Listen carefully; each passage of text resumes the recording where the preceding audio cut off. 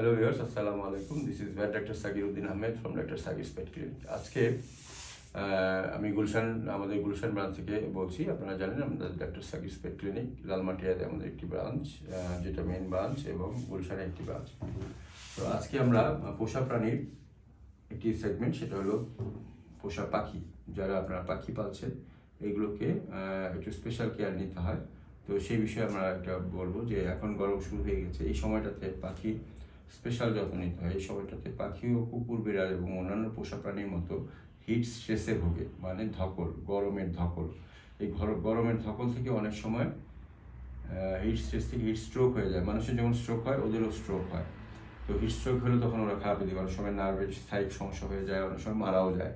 তো সেই কারণে এবং পাখি এবং র্যাবিট সাধারণত এই বিষয়গুলোতে খুব নাজুক।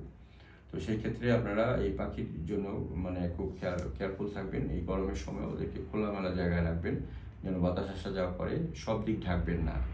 যদি খাঁচা ঢাকেন তাহলে দুদিক ঢাকবেন, একদিক খোলা রাখবেন বা দুদিক খোলা রাখবেন, এবং অবশ্যই ফ্যানের নিচে রাখবেন। ফ্যানের ডাইরেক্ট নিচে না রাখলেও ফ্যান যেন চালু থাকে।